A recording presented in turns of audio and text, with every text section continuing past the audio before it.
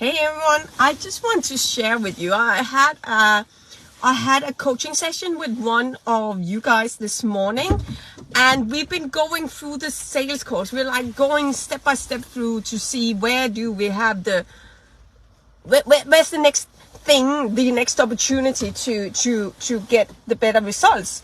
And it was the sales course, and I just want to share to you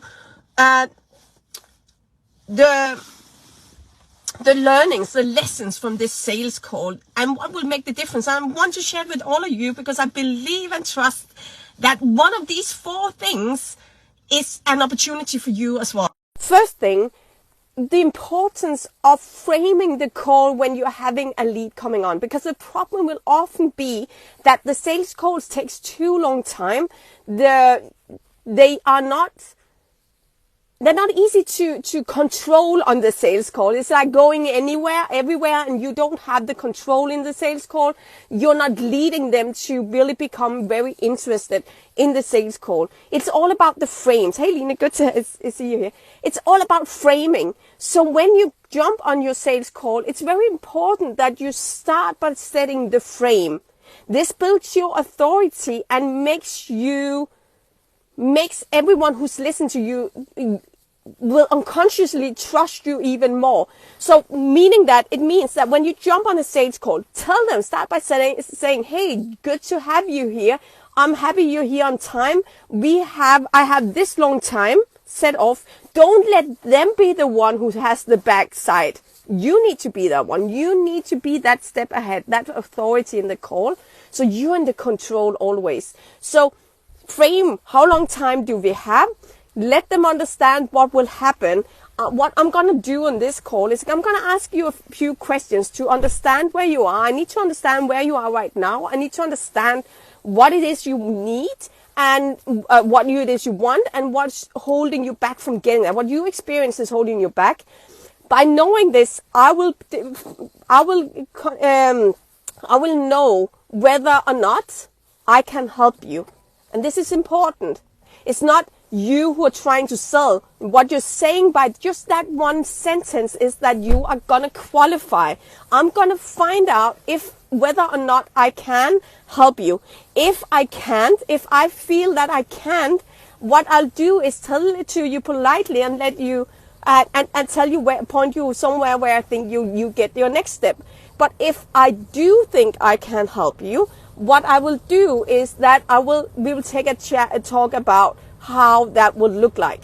Does this make sense? And we'll get their permission. Always ask for their permission before you start. So this is the framing part. Please, if this makes sense to you, please write frame. So I just understand that it makes sense that the framing part is just like we spoke about yesterday on the meeting, is very important because it sets the tone, it makes them listen, and it makes them understand that it's changed the roles. They're going to qualify to be a part of your world. You're not trying to convince them to buy anything. So framing is everything. So start by the framing. Good to have you here. I see you, Jenny. A partner. Oh, the next one. Let's see if I can handle this.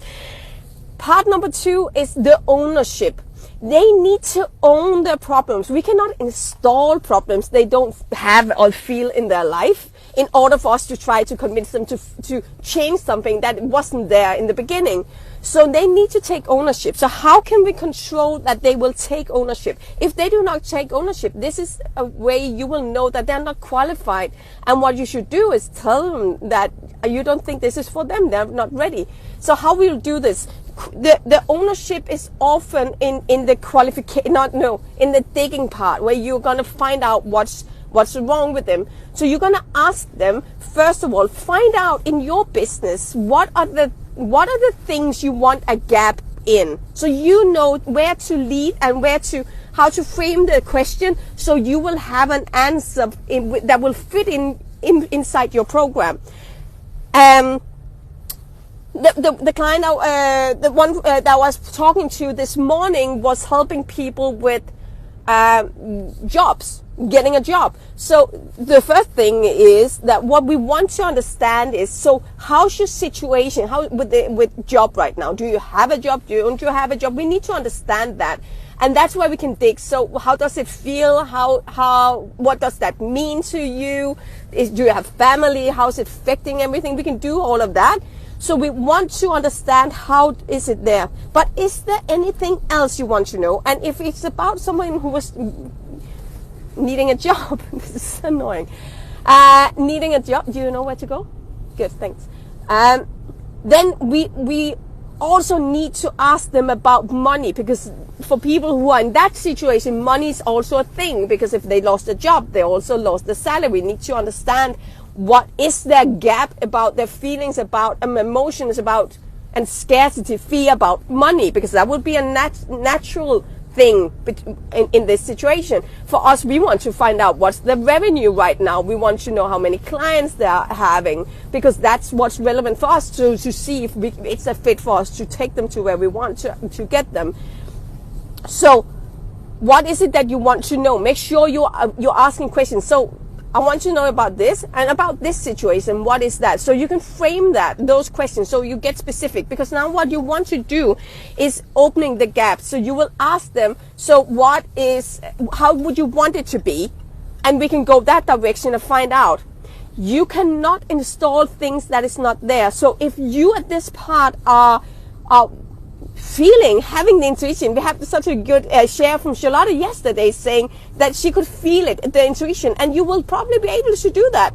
But if you are having struggle about feeling it on the call, that are they really ready to move on or not, just have the test why you understand what will be your triggers to know if they are or not. And it could be in this situation about job, if they're having the job situation and the money, if they're saying, yeah, I don't have a job, but it's like, it doesn't feel like a problem for them. What we will do in that case, if we cannot open a gap, what we'll do instead is we need to make a final test to install, is there any ownership about this? Is it not a problem, or is it a problem? And we can do that by just asking them straightforward. Hey, you know what? I'm curious, because you said that you are having this, but you also, it sounds a little bit to me, and it's just me checking in with you because I just want to hear your saying on this. It sounds to me like this is not really a problem for you. Is that correct?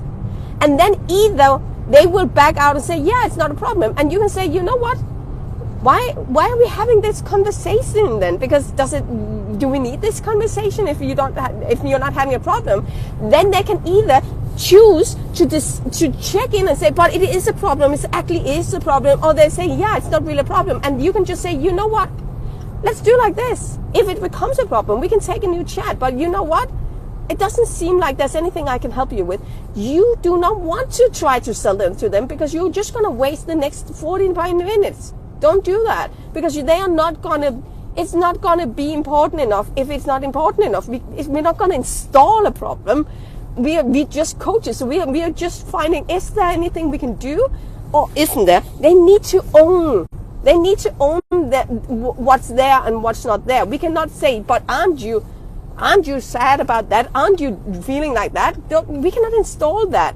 If they're not owning, they might say, yeah, I am. But if they're not saying it, it's not within them. They're just confirming, because you have the authority. So if you're saying things, they'll just confirm it. So take care of not taking the ownership away from them.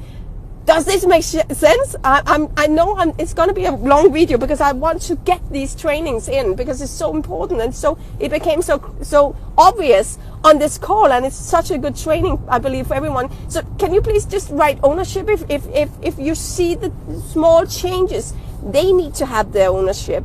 It's for theirs. You're the prize. They just need to own that they have a problem in order for you to be able to help them. And then we have, I think that was actually June 1.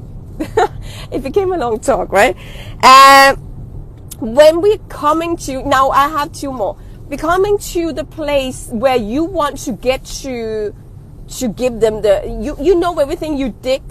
You have qualified them, when you're there, make sure you close it down by saying, just to make sure I have understood what you're saying. Is it correct that you have this? This is how it is today, and this is the problem about it, and this is what you think you need to do.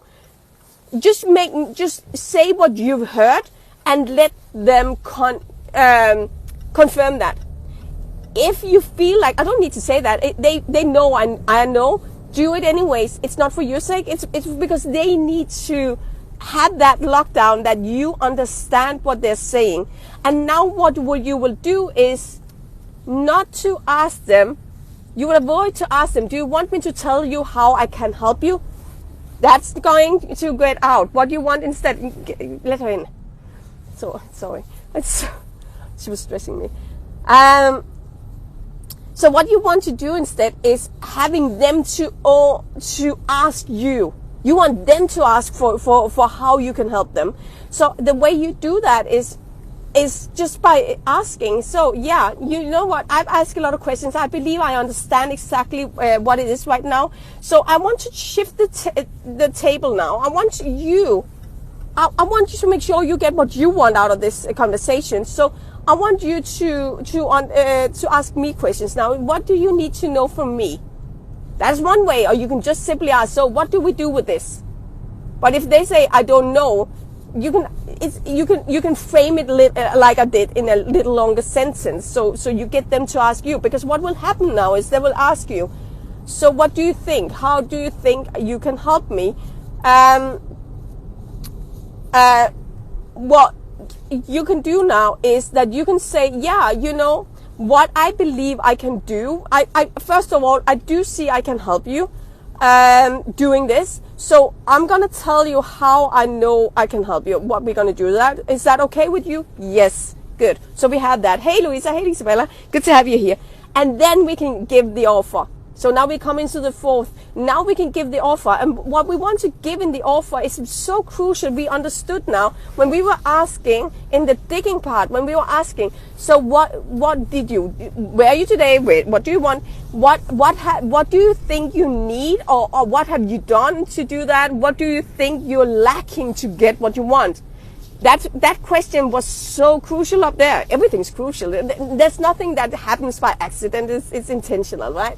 So we are asking them now, so what do you think they want? Now we have a complete list of what they believe they need. So don't start telling what you want to tell about your product. It's not important what you want to say about your product. What's important is what do they need to hear about your product.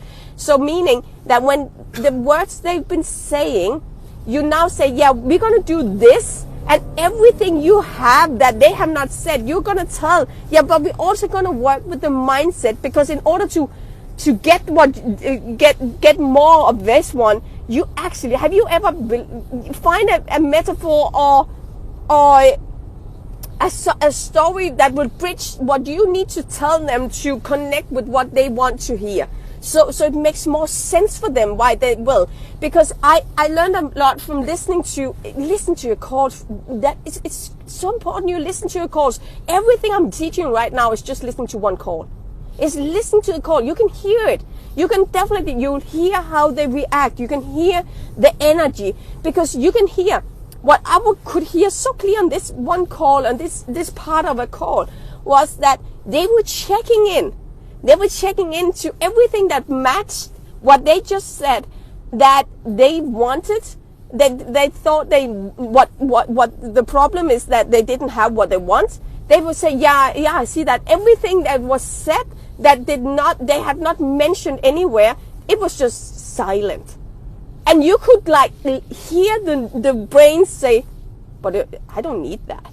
And if you're presenting a lot of things they don't believe they need, instead of exactly what they think they need, they will not, either two things, they will not be sure you really understood what they need, or they will say, yeah, I'm going to pay for a lot of things I don't need to, and then it's only this thing I need, and then the price compared to, I only need this one but not the other ones, it doesn't make sense. It's not going to add up for them. So we need to have that matching, in everything we are telling them that is included has a match to something they can see that they need. I trust that makes sense. If it makes sense, please write offer. So we understand that the offer needs to make sense for them, so they can fill in that the offer has the value of the price you're gonna get, because the next price is, so is there anything else you need to know? And they will say either one of two things. If they're analytic, they will say, can you tell me a little bit more about how we do this, how often, and how the program is. If they're not analytic, they don't care. You don't need to give them a lot of information, because the more information you give, it's going to cause overwhelm. It's going to start a lot of a chain reaction of new questions. But do I have time for that? Is that really necessary? But that and that and that. So don't install that. If it's not important for that, we don't want to put it in. It's only if they ask. It's only if they ask. And then if they ask for that, you give them that. And the next question, is there anything else you need to know? And you will get to the question, how much is it? And now you can give them the price, and you know what to handle that. So I'm not going to go into that. That was 4 lessons from just listening to one sales calls, that changing those 4 things, I will bet you it's going to change the conversion. So let's go for better conversions by mastering the sales calls. Sales calls are amazing. Look to the mastery in the sales calls. It's in the details. So hope this has been valuable. If you're watching this on replay, just write #replay, and I will see you in the group and on next week's training. Take care, guys.